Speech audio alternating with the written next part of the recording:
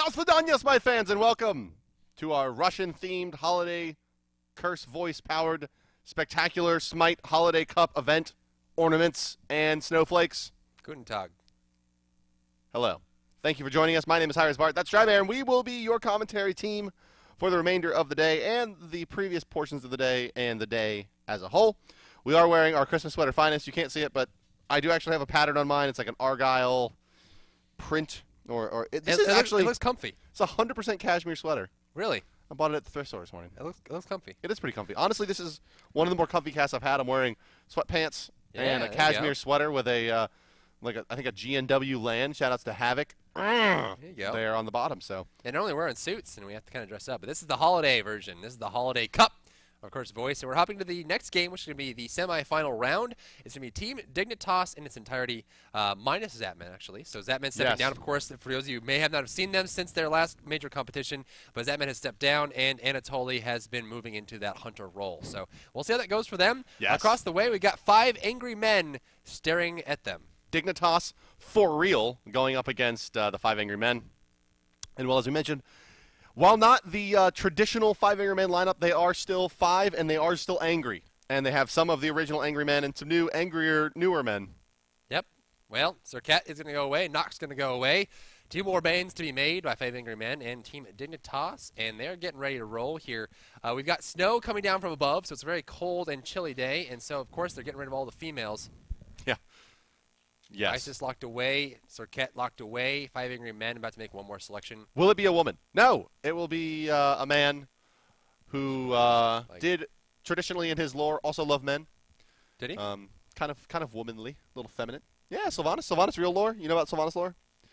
Sylvanas' lore is actually that he fell in love with a young boy and accidentally turned him into a tree because he loved him so much. He was like, I hope you never leave the forest. Now you're a tree. And then he rides him at all times. Maybe not that, but is that the same one? Your face is what got me. So obviously Sylvanas riding on Grover there is that big tree that you see below him, and that's kind of like one of the few characters we have that is always like a counterpart, right? We have the tree, we've got Sylvanas on top. As far as the next selection, we've got Geb at the top there, Team Dignitas across the way. We've got Osiris and Ra locked in, and Ra was not that effective last game. No, he was not. The build was not really what you want to be doing to against the team, given the comp that they had, but still a fine Ra build, of course, nonetheless. And we may see a similar build here be effective. So, you know, like we were saying, Ra, the god of a lot of build diversity. Osiris and Ra picked up here. Geb, Nemesis locked in, maybe the Apollo as well, but a lot of percentage damage already out from the side of Team Dignitas.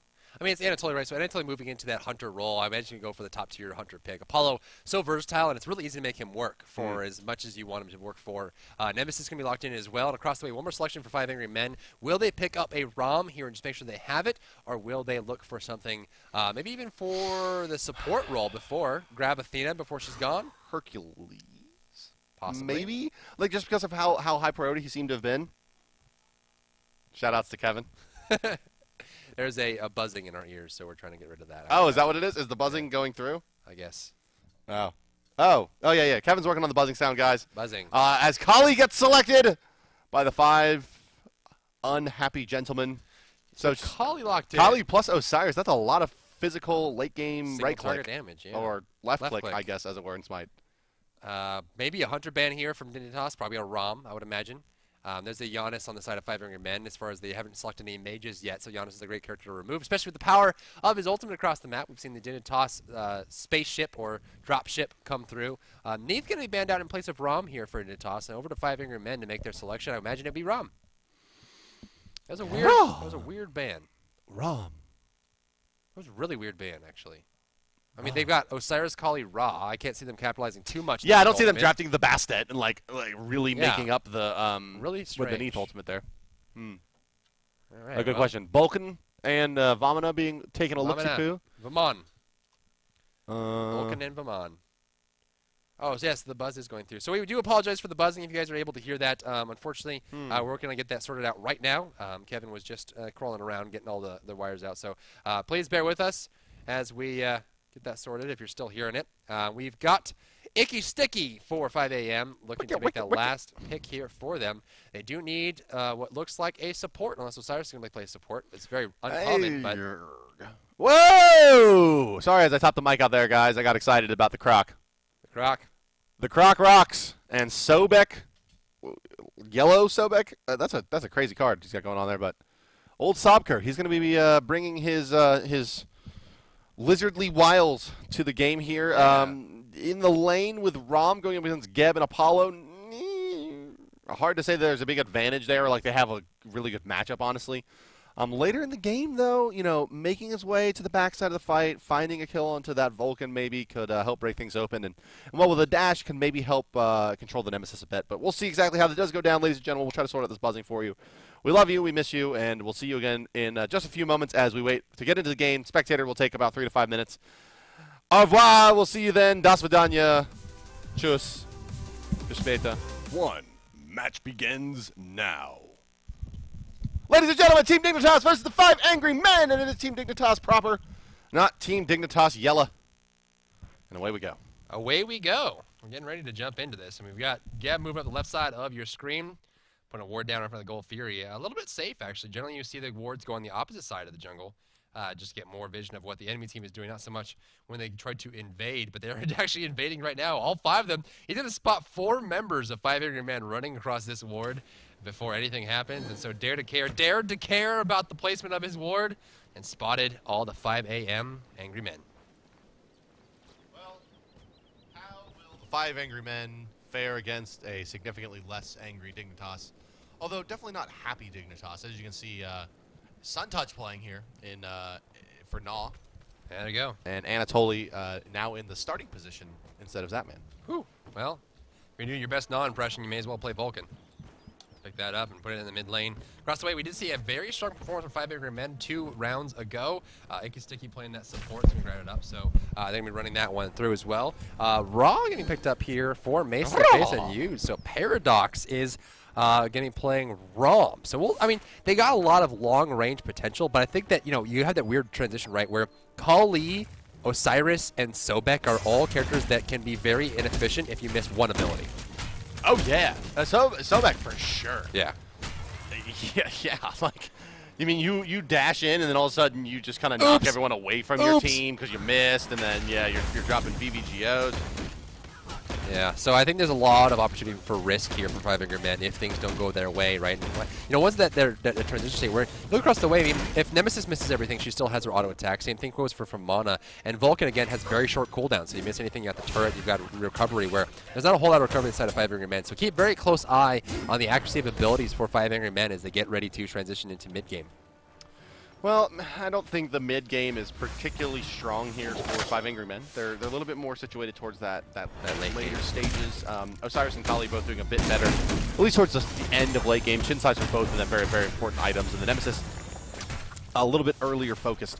She has some great synergy with big setup ultimates, especially with Fist of the God. We have a big rotation coming into the mid lane, and Anatoly's here as well. And here comes the dashes from Lasses. 1, 2, 3 hits, and the 4th will be enough to get it. It doesn't matter. It's a slice and dice. Down goes Mace to the Fizz Ace. Lasses with the first blood. What a rotation that was. And honestly, I think a lot of teams have to be careful about this big major rotation at around the minute and a half mark, right? Because it's generally even before the jungler rotates to the mid lane, and so a lot of times you can pick up someone who unawares and unprepared if you just rotate over and snag it. Yeah, big old rotation. It pans out. They get about a 500 gold advantage out of that first blood, and well, back to lane goes Anatoly. Oh, he's holding on here. Now, of course, you saw Paradox in that situation. Didn't rotate, didn't go anywhere. He kind of held on to his gold. The goal between them, 2,100 for Paradox, and it's only because the kill and the assist is at 22. So he benefited greatly from that rotation. Yeah, absolutely. I mean, and it's great to get it on that, like on your hunter, on that roll in particular. Icky Sticky's going to try to turn and fight, but he's got a lot of minion damage on him. Even with that raw heal, it's probably not going to be enough to get out of here alive. The shield is active from Nemesis, and the dash right on through. Lassus dashes through Mace as well, and Mace, he's going to be zoned out. Lassus, he's playing a little bit, shall we say, ballsy, but not going to get punished for it too bad. And now 2 kills onto that jungler, and Nemesis, well, As we mentioned, about Kali and Osiris doing really well with chin size. Nemesis is another god, even with a bit stronger early game than those two. Wow. Does do exceptionally well with chins. Paradox lost a full wave of golden experience that rotation and gained nothing for it. So, as far as like reversal of fortune here, Paradox gained nothing from the last rotation that Anatoly did. Anatoly did not rotate, and now he's even further behind. He's winning that boxing match, but that's really just because of the bonus damage that he's got from his one. It's a tough spot. I mean, he's going to lose a lot of gold from this minion wave as well as the tower strikes it down. And with Iggy showing up a little bit late, mid camp spawning up here, it looks like they might be going to 5 Angry Men due to positioning. Mr. Nope. Drybear.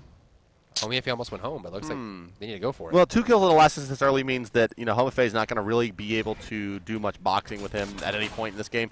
And Anatoly could be in a bit of trouble. Kind of all depends on how Ikisiki plays this. Does he get the pluck here? Doesn't matter. I probably would have used Charge Spray anyway, just try to get the damage, but not enough coming out of the ROM really to make it happen. Mid camps, in the meanwhile, looks like they're going to be split. Yeah, indeed they will be. So left side does the Dignitas, and now it's going to be, young Ra is going to eat a lot of damage from Sun Touch. Well placed ultimate there from Sunny, and down they go. So Sun Touch, while struggling quite a bit in the European scene on the Potato Boys, they haven't been able to make it out of that Pro-Am kind of segment, looking quite strong against the 5 Angry Men here in the North American side. I think generally speaking, people consider the European amateur scene a bit stronger than the North American. Yeah, as far as the depth, I mean, we saw that in the regionals, right? There was just a lot of competition in the Challengers Cup for Europe. But you can't take anything away from the North Americans either. I mean, at this point, 3-0, Dignitas is shown to be, one of the best teams in the world. And 5 Angry Men is trying to contest that. And honestly, look at the gold numbers. It's going to be a big benefit. About 1,600 gold in favor of Dignitas and 2,200 experience. And, without a single kill on the board, 5 Angry Men is on that cusp of falling behind. And the problem is that if you're behind with a, Sobek, Osiris, Kali, you have no team fight. Right, yeah. The Sobek, he can do okay from behind, but his ultimate isn't scary when he's behind, right? His pluck and it's so slow. And the tail whip, those are all pretty good. Even the sickening strike, right, is for the healing debuff when you're behind, right? They all have high utility aspects of the spells that the damage is not important, but the ultimate ends up just being this really, really useless spell if you're behind. Now if you're ahead, it ends up being 1,000 damage with 100% scaling in the late stages of the game, and all of a sudden no one can fight you. But and it gives you back a tremendous amount of mana. There's a lot of good things about him, but yeah, you're right. I mean, from behind, that ultimate's just not a threat at any point. It makes Gold Fury contesting especially quite hard. Well, the problem is the same thing for Mana as it is for Sobek, right? With Sobek, when he's ulting, he can't use any abilities. He can't disrupt anything. He's just there doing a slight slow and just waddling around. And it takes so long to come to fruition for full damage, just like the Amir ultimate, that it's really difficult to influence the fight until that ultimate does damage. So at this point, we're looking at a pretty strong engagement onto Luke's. First ultimate of the game! There goes the hit, knocked down, and that's going to be it. Love it. Anytime the first ultimate of the game goes out, it goes to slow-mo because production boys cannot remember to turn off the damn slow-mo. Shout-outs to Adonis. Oh, sticky, icky. Dead. Yes, and Sobek, once his dash is down, does not have great tools to get away. I mean, he does have that tail whip, which is really one of the better abilities in the game, honestly. But oh man, totally getting abused by this ROM play. Yeah, nice shot by Paradox. Obviously toggling on the piercing when it made sense for him. Holy misses that shot. I think if he would have hit that shot plus the one with the dodge came out, he would have likely tried to get a little bit more aggressive there. But nothing cooking for him, unfortunately.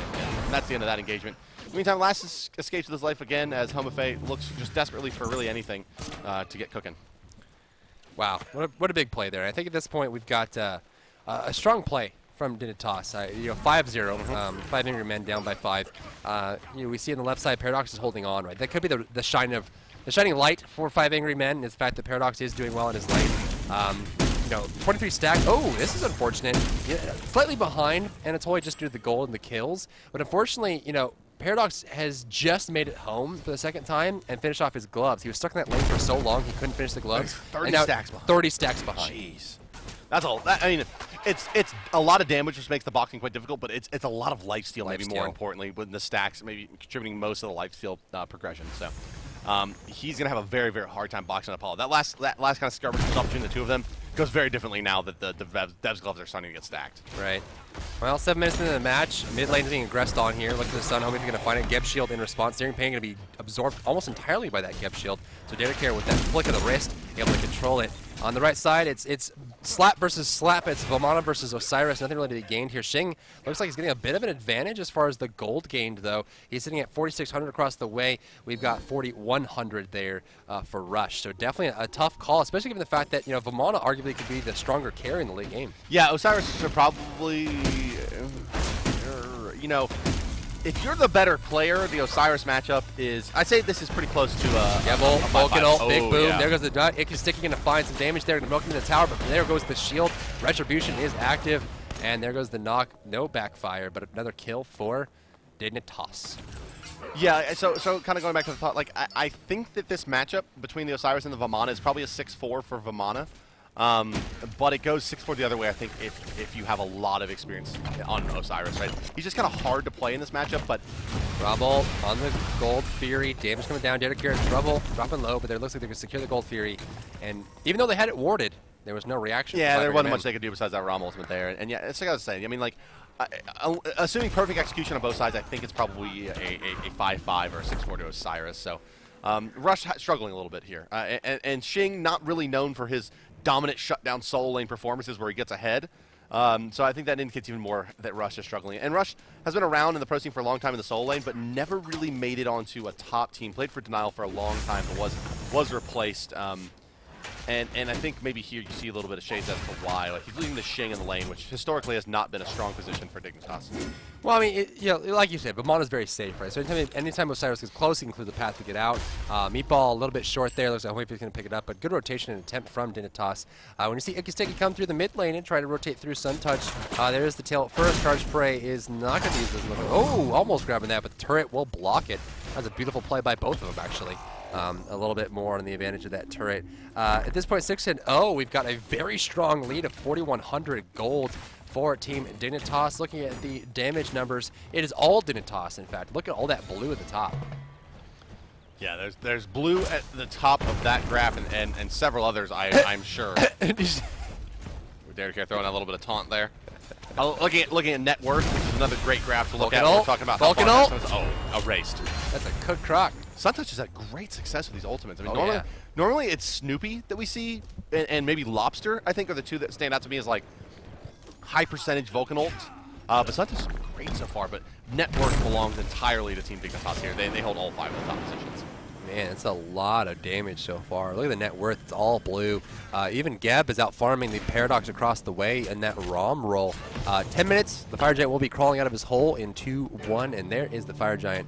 And, with the control they've had so far, I think that they're able to hold down the long lane, but at what cost, right? Because there's no pressure coming out from Paradox, and they're forced to their own devices, but they have so much rotation power and defensive power. They got a Nemesis ultimate, a Nemesis shield, and a Geb shield, plus a Vulcan ultimate from range. It's crazy. Oh, Gambling over the wall trying to find Paradox. Can't get it. Up in the air goes to Apollo. Will he die the tower? Slice and Dice coming through. Now almost dropping down. Rom ultimate is going to be forced away. Apollo is lurking. Look for the dog. And it's totally going to find it. Well, they're going to try to fight into this choke now with that Sobek ultimate active. He takes a lot of damage in that lurking in the waters. Anatoly going to be able to dash forward and pick that up. They've done it Hummuffy fairly well as well. Totally picks up a double. Attack, He's in a lot of lifesteal. trouble. Yeah, use your lifesteal, bro. He didn't want to. I guess he didn't want to eat the movement penalty. Nice job dodging that, and he has to deal now. Geb shield active, but yeah, he's not going to be able to do enough. But yeah, surprising not to see him attack more there. Maybe that's just Anatoly not being as comfortable, as familiar with the role of Hunter. Granted, I can see the other side of the coin saying, look, I don't want to eat that 50% movement penalty. I want to continue to juke. But in his last dying moments, he could have maybe eked out an extra lifesteal. You could have got an extra 300 HP just out of attacking there. And honestly, he spent all his time running and juking the ultimate because he knew it was coming. But I think there's just more, too much anticipation and not enough in-time reactions. And I think, even if he was attacking the Kali, he still would have got a great deal of life still out of it. You look at his stacks, we got 60 stacks on a Devourer's Gloves, plus some penetration from the boots and a little bit of attack speed. You can even activate that passive, right? And as soon as that Audacity passive hits, you get a bunch of burst lifesteal because you're attacking very quickly. So I think he definitely could have chewed through that a lot easier. Yeah, I mean, it's the style of player, right? Anatoly's definitely always more of the, let me try to get out, let me try to save my life, let me try to be, where, maybe the player like Zatman or Lassus from this team would stand and fight in that situation. No, it's hard to say what would have happened. We know what did happen as he got killed, but he's back to the lane. He's got that gold. We've got Gold Fury. Speaking of gold, going to be spawning up here in just about a minute. Fire Giant has yet to been contested just yet. Damage onto Homie if he forced away. Lassus is there, but Dignitas is not giving Five Finger Men any rest. No, I mean, they continue to dress, and it's like they continue to fight in this one choke here that we're looking at just in the left side of your screen now. Between the tier 1 and the tier 2, it's just really hard to fight, and that is Sobek, I think, right? Like, we already talked about how lurking in the waters is not a great ability, but when you are forced to go in a straight line, they can just blast you with that Apollo damage, specifically Sun Touch as well. The turret does a lot to Sobek when he's lurking in the water. It's not doing like damage over time, even a little bit, to help burn down the turret or any other kind of structures, and he just rips through it. And Toy Traverse one left side. Charge Prey looks like it's not active. 9 seconds till that comes back up, but they're looking to defend this left side tower. 2 versus 1 is proving to be pretty effective here for Antilles, especially given the lifesteal that he's got. Movement speed buff is just respawning, and Dignitas is there to take it. So great play and timing for them. They're going to take this away, and Homie is going to suffer for it. Yeah, he's not going to be pleased with that. Can't be pleased with that, and he is. He's not that close to chin size, honestly. With 5,900 net worth. That puts him at only 800 gold in hand. He's about 1,000 gold away from finishing that bad boy off. So it's rough. And at his current rate of farm, it's going to take him some time. Right, 1,800 gold is going to take him about 6.5 minutes right now. So I mean, you're looking at about 20-minute chin size probably, maybe 18 to 20 depending on how these next minutes go for him. But only 340 gold a minute, right? I mean, it math says about 17, but he's been kept down. So I'm giving him 18 to 20. Who cares about math? Yeah, math is for nerds. Right. Sun Touch, mid lane, clearing it out. Rotation coming out. A lot of positioning here from Five Finger in the mid lane, actually. The mid cap left side was taken by them. That's a nice 90 gold to add to their stockpiles. Gold Fury is standing tall, but no team really wants to contest it just yet. I would imagine Dignitas wants to get a single kill at least before they try to test it. Hog 3 up on both supports. No other hogs above level 1 to be seen. In fact, there's only there's three hogs on each side, but only one of them is tier 3. Looks like Ra, though, is going for penetration into the the book, right? Book of Thoth. So a lot of damage coming out. Damage, boys. Compared to the last Ra build we saw. Yeah, and you know, maybe this is the game that he probably should have gone the build we saw last game. You know, not that. I mean, this is more to the style of Mace of the Face, and obviously he knows quite a bit better than I do how he should play it. But outside looking in, you know, the Warlock Sash and cooldown boots could have potentially been successful in this game. Oh, Apollo ultimate. There goes the kill on Mace of the Face. Dropped down. No tankiness from him. So the ultimate dropped out, but he is dead to rights, and that's the Hog 3, and that's the Gold Fury, Bart. I feel like Ionic is the only player in the world who can play Sobek at a high level. Zalia, solo lane. Okay, yeah, right. In the Guardian. Sure. I'm just not sure how he does it. I mean, you just see Icky Sticky, who certainly didn't look bad by any stretch of the imagination in his earlier games. Looked to be perfectly competent support, just struggling with the Sobek. I think what it is, it's just patience, right? I mean, Sobek is using your abilities at the exact moment and not at all at other moments, right? It's just you want to hit that perfect grab and be in the right positioning. But the thing is, like Sobek, it's so easy to die early with him. You can see that right now he's 1 in 5, and that's exactly what happens. And this happens to all Guardian players when they get behind in the beginning. Is you're just meat at that point. And so Ionic is great about choosing his battles properly, which is how you're supposed to play Sobek. And you make sure that you're only charging when you're going to get something for it, not when you're just like, hey, I want to throw this guy to the other side of the lane. It's I want to throw this guy to get a kill. Right, and it's so challenging. I mean, it's so positioning dependent, and right. and for a Guardian, you know, like Sobek feels momentum based, right? Like when you're like have map control and like you're winning the game, you can roam and put a lot of pressure out with the Sobek. He seems most effective, and that's a really strange niche for a Guardian. Like, yeah, this is a Guardian you want when you're going to be winning the early game. But, like, isn't that why you pick your Guardian, to win the early game, right? Like, and Sobek doesn't win the game for you, you know, but he does really well when you are. He's in a weird situation, I think. Yeah, well, either way, let's see what they can do with him going forward. I mean, they still have that Creeping Curse level 1. It's going to slow down a lot of characters. Vamana, Nemesis, even Apollo, right, would benefit. If I recommend to have them walking slower because they don't really deal with that too well. We're going to see that Last is going straight into a Shifter Shield here. Penetration already picked up by Sun Touch, going straight into that really nice utility-based burst build, that the Obsidian Shard with the Chronos Pendant on the pen. Finding X-Stick by himself, nowhere to go. Dash down. There's the ultimate from the Nemesis. Yep. User or a dead Croc. Nice heal attempt coming out from Mace to the face, but that's it. And that's the downside of being a Sobek caught out. It's just you're kind of just stuck. Vulcan ultimate will come out here, looking for it, can't find it. Mace to the face is immune. Aegis Amulet popped up here. Last is in trouble, dashing away, still alive. Well, the Osiris has rotated. He's got a triple tether out as well. He's got the makings of a Witchblade coming together. There's the anti-heal. It hits 2. Nice play. You can see their souls hovering above their bodies, which means they cannot be healed. And down does go Nice the touch. play. Shing picks up Mace to the face in the meantime in the backside. Unchecked is the Vamana underneath That's the tower. nice. But here's Helmet Fate. I doubt he has the damage to really do much and comes crashing in as Anatoly. A bit off the mark. You got to think that if that was Zatman, he would have crashed into the tower and secured that with the ultimate. But they get it nonetheless. Anatoly looking like a very sound replacement right now. He's played this one very, very tight. 4-1 and 3, and it looks quite good. And while Dare to Care in rare form at 0-0 and 13. Wow, he's been involved in 13 to 15 kills on the board.